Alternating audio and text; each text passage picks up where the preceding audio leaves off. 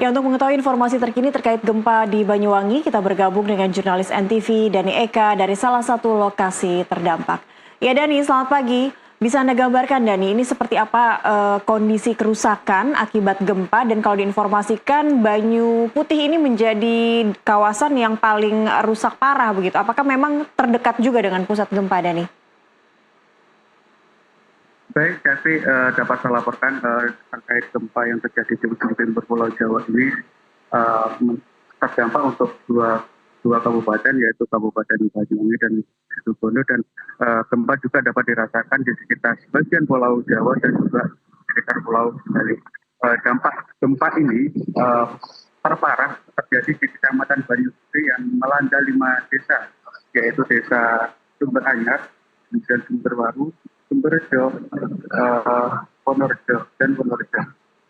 Dari desa ini total kerusakan ada 64 bangunan dan juga tempat fasilitas umum lainnya.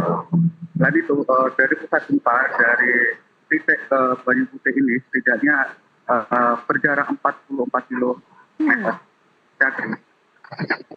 Baik, lalu bagaimana dengan nasib para korban gempa? Apakah sudah mulai dilakukan relokasi yang difasilitasi oleh Pemda atau mungkin kalau terlihat masih di kondisi yang masih aman begitu untuk ditinggali korban atau pemilik rumah?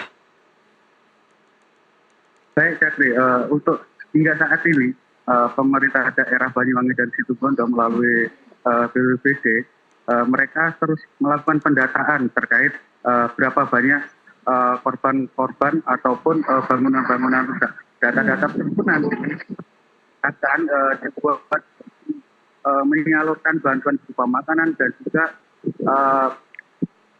material bangunan bagi terdampak rumah-rumah yang rusak ringan dan juga rusak berat. Baik, tapi adakah keperluan atau kebutuhan yang cukup urgent gitu yang dibutuhkan oleh masyarakat korban gempa di sana? Baik, jadi untuk hingga pagi ini kebutuhan masyarakat ya ini adalah kebutuhan makanan. Kemudian untuk anak-anak yaitu seperti popok dan juga pampers. Demikian. Baik. Dan bagaimana dengan informasi dari BMKG, Dani? Apakah masih terasa juga gempa susulan? Seperti apa prediksinya? Baik, terkait gempa susulan, informasi yang kami dapat dari BMKG bisa saja adanya gempa susulan. Namun informasi tersebut harus melalui BMKG sehingga masyarakat tidak perlu panik. Baik. Sebab gempa yang terjadi kemarin sore ini tidak berpotensi tsunami.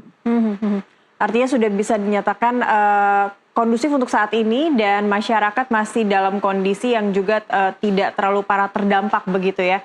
Ya semoga ini efeknya juga tidak terlalu parah juga bisa dirasakan oleh masyarakat Banyuwangi, Jawa Timur. Terima kasih Dani Eka melaporkan dari Banyuwangi, Jawa Timur. Selamat bertugas kembali.